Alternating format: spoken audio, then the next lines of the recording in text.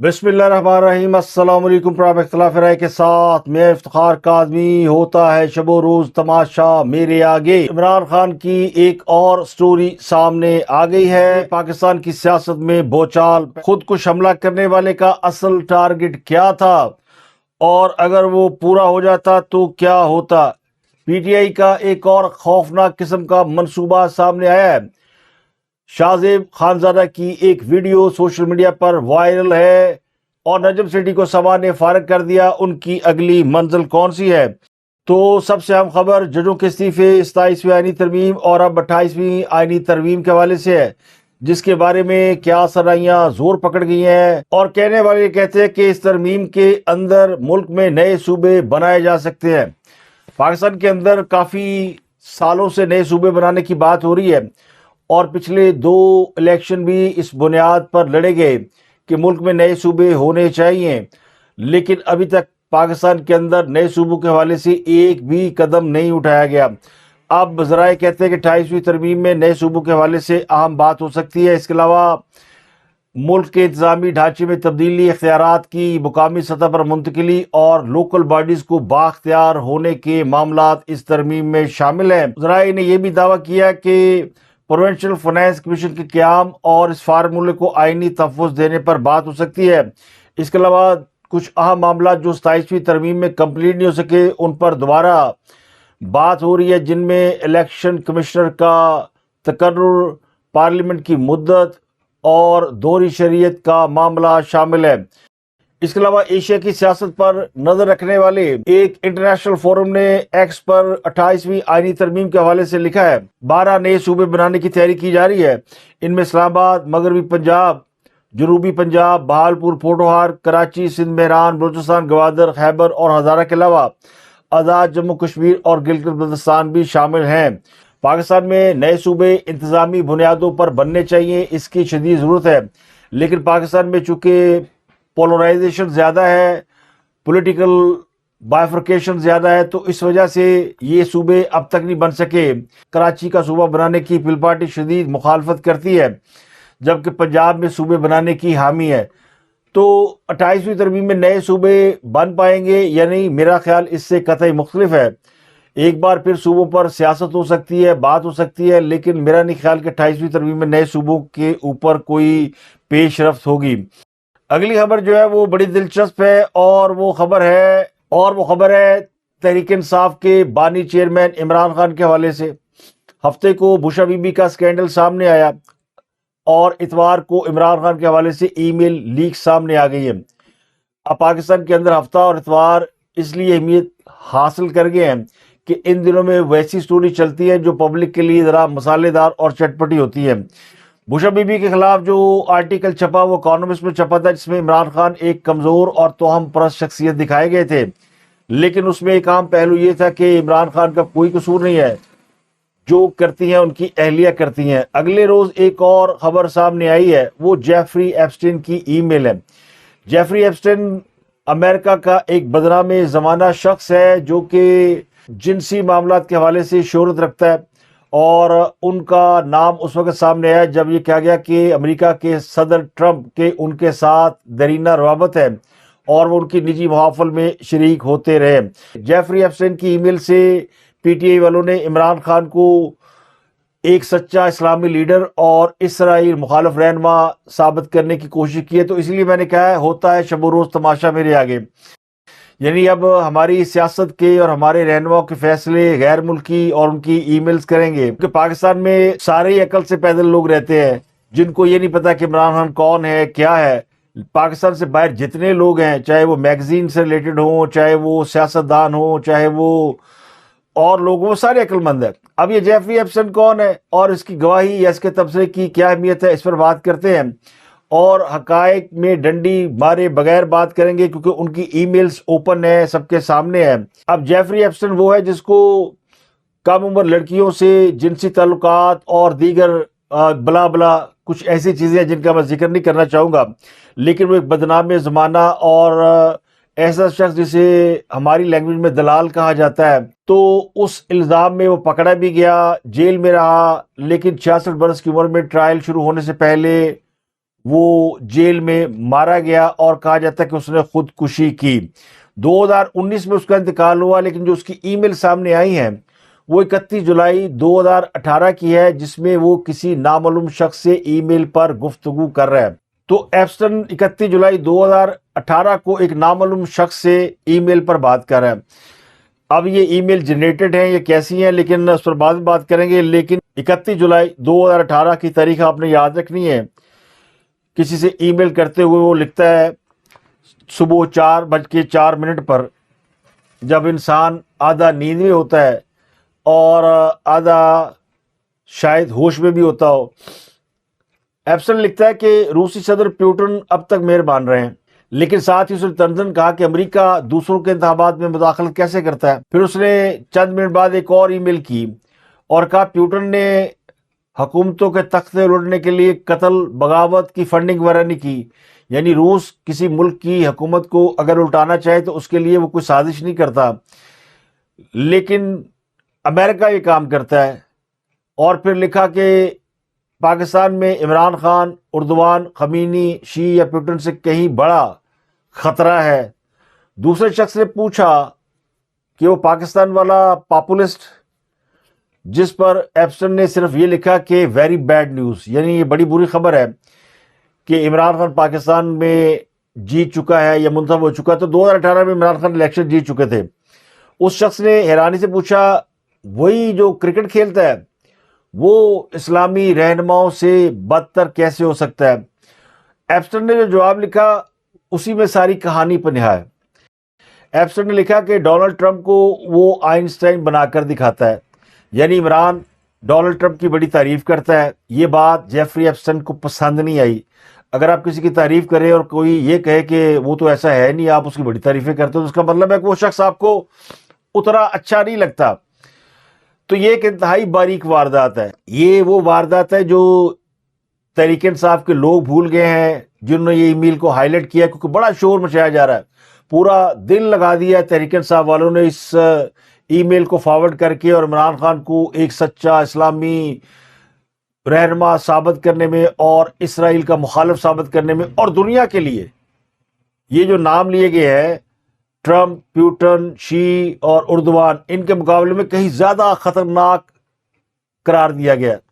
چلے اس پر آگے بات کریں گے، لیکن یہ سمجھ لیں کہ عمران خان کو ایک اچھا رہنما ثابت کرنے کی یہ دوسری اٹیمپٹ ہے۔ کل یہ ثابت کیا گیا کہ ان کی بیوی گڑبڑ تھی، آج ثابت کیا گیا کہ عمران تو اسرائیل کو پسند نہیں تھا، اور یہ بات جیفری ایپسٹن کی ای میل سے ثابت کی جا رہی ہے جو انٹرنیشنل دلال ہے، اور وہ ٹرمپ کو پسند نہیں کرتا۔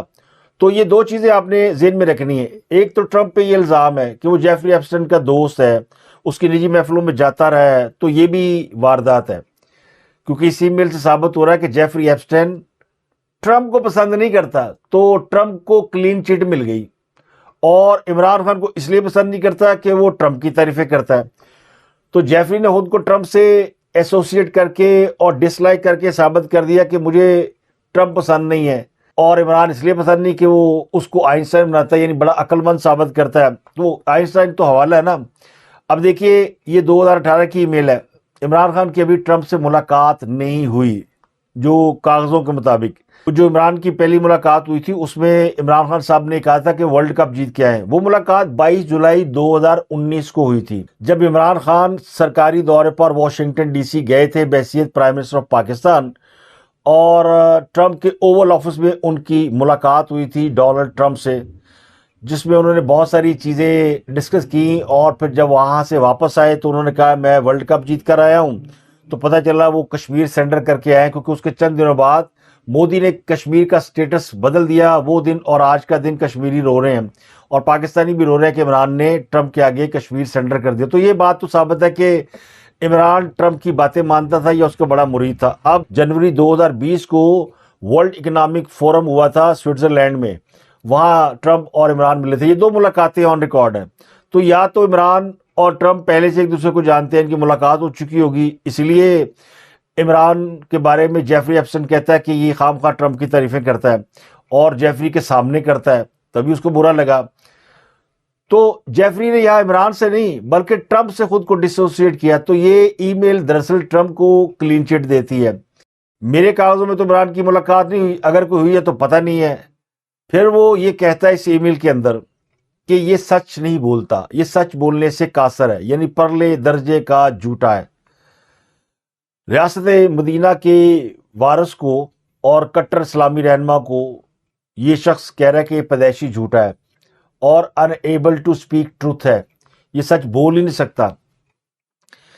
اور پھر اس میں جو اس کو خدشہ ہے وہ یہ کہ یہ اب پرائم منسٹر بن گیا اس ملک کا جس کے پاس ایٹمی ہتھیار ہیں، اور ایران اور ترکی جو اس وقت تھریٹ بنے ہیں دنیا کے لیے، ان کے پاس تو ایٹمی ہتھیار نہیں ہے۔ تو ای میل کرنے والا پوچھتا ہے کہ یہ کیوں خطرناک ہے، یہ باقی اسلامی لیڈروں سے کیسے خطرناک ہو سکتا ہے، جبکہ وہ 4 لوگوں کے نام لے رہے ہیں جن میں 2 اسلامی نہیں ہیں، پیوٹن اور شی تو مسلمان نہیں ہیں، خامنئی اور اردوان دونوں مسلم ہیں۔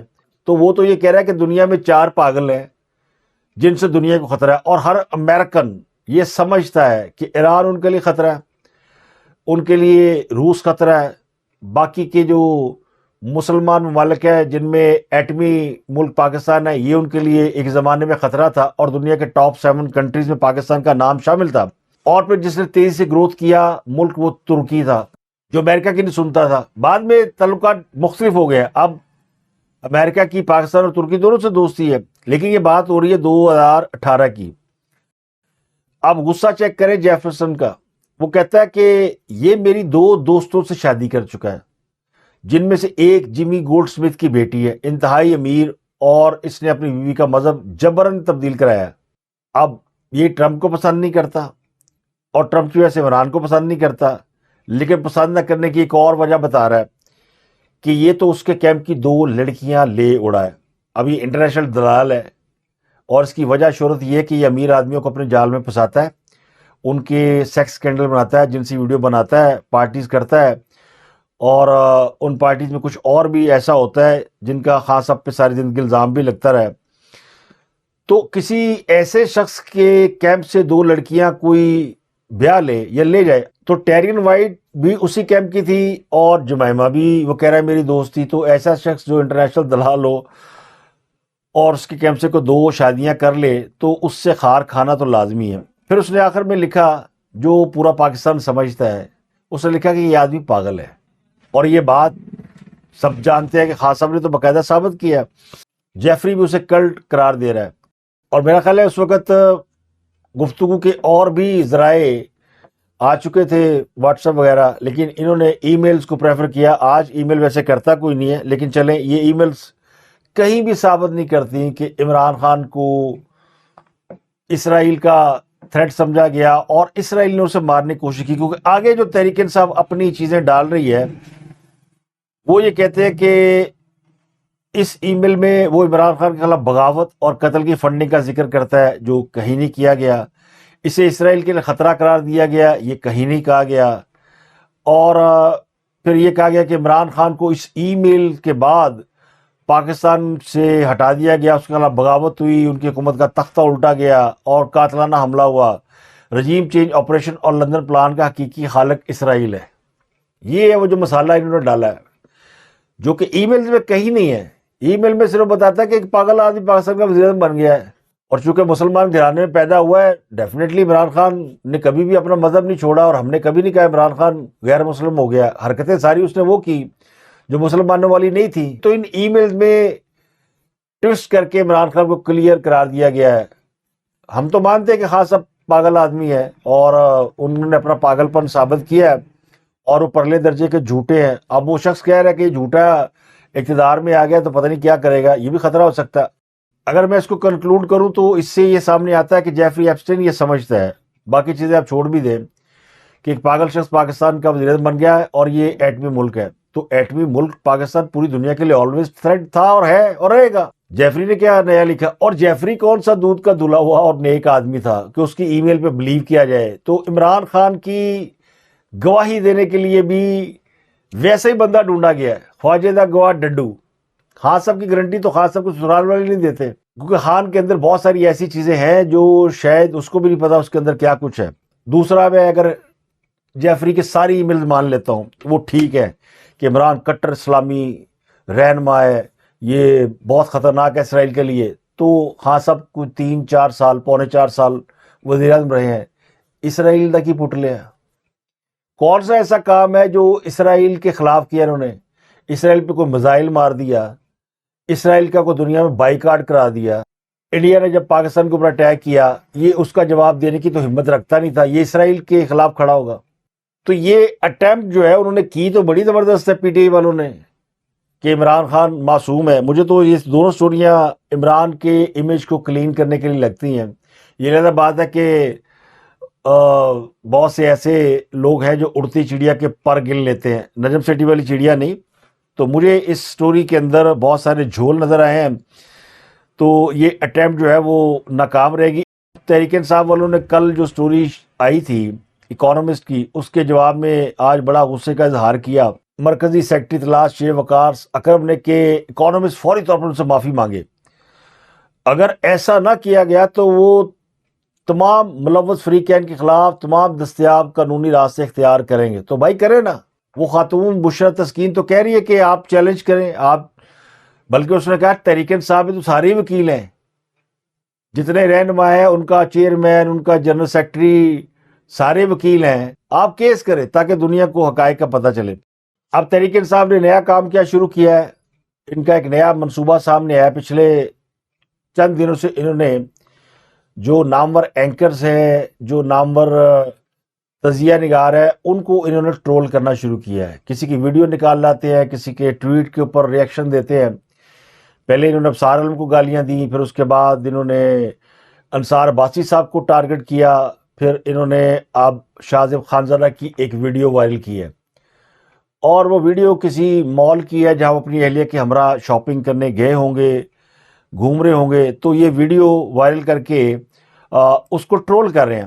نہیں، یہ تو بنانی پڑے گی نا آپ، میں کہ ویڈیو تو بنانی پڑے گی نا آپ کی۔ آپ نے جو ضلالت کی ہے، آپ نے میں کہ جو ضلالت کی ہے آپ نے عمران خان کے خلاف، تو آپ کو شرم آنی چاہیے۔ یہ آپ کو بتانا چاہتا ہوں، سمجھ آ رہی؟ ذلیل آدمی، تم نے جو عمران خان کی بیوی کے خلاف جو کیا ہے اس کو شرم آنی چاہیے۔ میں نے یہ کہا اور میں نے کچھ نہیں کہا۔ اب شاہ زیب خانزادہ ایک اچھا پڑھا لکھا نوجوان ہے اور بڑا پاپولر اینکر ہے، پاکستان کے سب سے بڑے نجی ٹیلی ویژن کا وہ پرائم ٹائم شو کرتا ہے اور بڑا بے لاگ تبصرہ کرتا ہے۔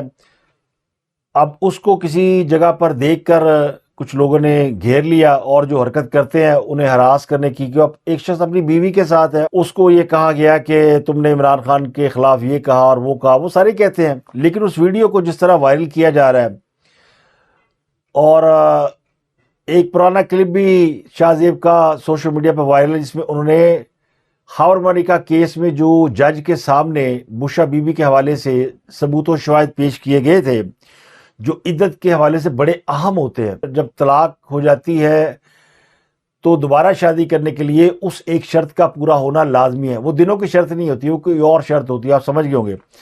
وہ کہیں شاہ زیب خانزادہ نے اپنے پروگرام میں اس کو ایز اٹ از ہی بیان کر دیا، حالانکہ بات پرانی ہے لیکن ویڈیو ابھی سامنے آئی ہے۔ تو شاہ زیب خانزادہ کے ساتھ جو کچھ کیا گیا وہ نہایت افسوس اور شرمناک ہے، اور یہ خاص صاحب نے اپنے لوگوں کو سکھایا ہے۔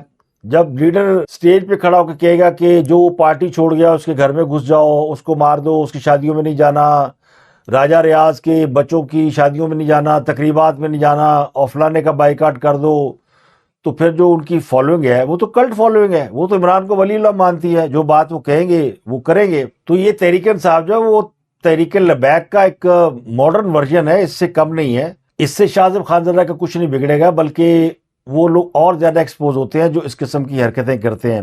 تو یہ سیدھی سیدھی ہراساں نہیں ہے۔ اس سے پہلے انصار عباسی کے خلاف جو تحریک انصاف کے ہم خیال یوٹیوبر ہیں، انہوں نے ایک کمپین چلائی ہوئی تھی، جب 27ویں آئینی ترمیم کے حوالے سے انہوں نے کوئی بات کر دی، کوئی تبصرہ کر دیا، ان کو بہت گالیاں دی گئیں انصار عباسی صاحب کو، مطیع اللہ جان، صدیق جان اور یا مقبول جان، اب ناموں کے ساتھ جان لگائے، لیکن یہ سخت بے ایمان ہے۔ میں سخت الفاظ استعمال نہیں کرنا چاہتا، یہ صحافت نہیں ہے۔ صحافت میں تنقید ہے، طنز ہے، سیدھی سیدھی گالیاں تو نہیں ہیں۔ اب انصار عباسی صاحب سے مجھے بھی بڑا اختلاف رہا ہے، لیکن وہی انصار عباسی صاحب ہے جن کی سٹوریوں کے اوپر یہ سارے یوٹیوبر پیسے کماتے رہے ہیں، ان کی سٹوریوں کے اوپر پروگرام کرتے رہے ہیں۔ انصار عباسی صاحب جب خود پروگرام کرتے تھے یا ان کی جب جنگ میں سٹوری چھپتی ہے، یہ ساری سٹوریاں لے کے ان کی ان کے اوپر تبصرے تجزیے کرتے ہیں. اب انہوں نے یوٹیوب پہ کام کرنا بند کر دیا ہے. اب انصار باسی صاحب کو جس طرح انہوں نے برا بھلا کہا وہ بھی غلط تھا. ابصار عالم جس نے گولی کھائی، یہ سارے وہ لوگ ہیں جو کہ اپ رائٹ صحافی ہیں. اب نجم سیٹھی بھی ان کی بندوقوں کے نشانے پر ہے. حالانکہ نجم سیٹھی نے بڑی کوشش کی کہ عمران خان کی تعریفیں کرے اور پی ٹی آئی والے ان کے ساتھ مل جائیں، لیکن ان کو بھی معافی نہیں مل رہی، ان کو بھی زبردست ٹرول کیا جا رہا ہے. اب نجم سیٹھی صاحب کو سما نے فارغ کر دیا. سما کے حوالے سے اطلاعات یہ کہ وہاں پہ کافی پرابلمس ہیں. اب مالی پرابلمس ہیں یا نظریاتی پرابلم ہے، مگر سما سے بہت سے لوگوں کو لے آف کر دیا گیا ہے. بڑے بڑے اینکرز وہاں سے چلے گئے یا ان کو کہہ دیا گیا کہ اپنے لیے نوکری ڈھونڈ لیں. تو چند دن پہلے ہی نجم سیٹھی صاحب کو بھی کہہ دیا گیا تھا کہ آپ کوئی نوکری ڈھونڈ لیں، اور طلعت حسین کے بارے میں بھی کہا جا رہا ہے کہ وہ کہیں اور جا رہے ہیں یا ان کو کہہ دیا گیا ہے. تو نجم سیٹھی صاحب تو فارغ ہو گئے سما سے، اب وہ دنیا میں چلے گئے ہیں. انہوں نے دنیا چینل جوائن کر لیا ہے. اس سے پہلے بھی وہ دنیا میں بہت عرصہ کام کرتے رہے ہیں، اور ان کے ساتھ جو اینکر بیٹھتی ہیں وہ ان کو دنیا سے ہی ورثے میں ملی تھی. تو پہنچی وہیں پہ ہاک جہاں کا خبیر تھا. تو پی ٹی آئی نے بہت ہی خوفناک منصوبہ بنایا ہے. آج ان کا نشانہ یہ لوگ بنے ہیں، کل ان کا نشانہ اور بھی لوگ بن سکتے ہیں. وہ تمام لوگ جو پی ٹی آئی کے نیریٹو کو سپورٹ نہیں کرتے یا ان کے جھوٹ روز کھول کے بیان کر دیتے ہیں، جیسے میں نے ابھی آپ کو جیفری ایپسٹن کی سٹوری کھول کے بتا دی ہے، وہ تمام لوگ ان کی ہٹ لسٹ پر ہوں گے. میرا بھی اکاؤنٹ بہت یہ رپورٹ کرتے ہیں، کئی سٹرائکس اس پہ آ چکی ہیں، اور ٹویٹر کے اوپر میں ہوں ہی نہیں، کیونکہ وہاں تو فوری ایکس والے رپورٹ کرنے پہ اکاؤنٹ ہی بند کر دیتے ہیں، تو وہاں بھی جلگار زیادہ ہے. تو یہ انہوں نے پلان کیا ہے، کیونکہ ان کا سارا کچا چٹا جو لوگ کھولتے ہیں ان اینکرز کی بے عزتی کرو، ان کی ویڈیوز نکالو اور ان کو ٹرول کرو. تو انہوں نے آج دو چیزیں کی. ایک تو جیفری ایپسٹن کی سٹوری کو ہائی لائٹ کیا اور شاہزیب کی ویڈیو کو وائرل کیا، تاکہ وہ جو بوشا بی بی والی سٹوری ان کی بیک فائر کر گئی نا وہ پیچھے رہ جائے اور دوسرے معاملات آگے آ جائے. اب جیفری ایپسٹن والی سٹوری بھی بیک فائر کر گئی کیونکہ کسی نے اس کے اوپر زیادہ توجہ نہیں دی. اس کے علاوہ برطانیہ نے سیاسی پناہ حاصل کرنے والے افراد کو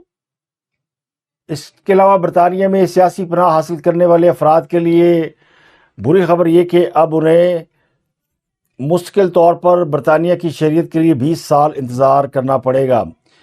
ہوم سیکرٹری شبانہ محمود کی جانب سے آج اس بات کا اعلان کیا جائے گا. تو وہ کہتے ہیں نا، گھر کا بیدی لنکا ڈائے. اب یہ مسلمان خاتون ہے اور ان کی فیملی خود اسائلم پر برطانیہ گئی تھی، بڑے عرصے سے آباد ہے. تو انہوں نے پناہ گزینوں کی پالیسی تبدیل کرنے کا فیصلہ کیا ہے.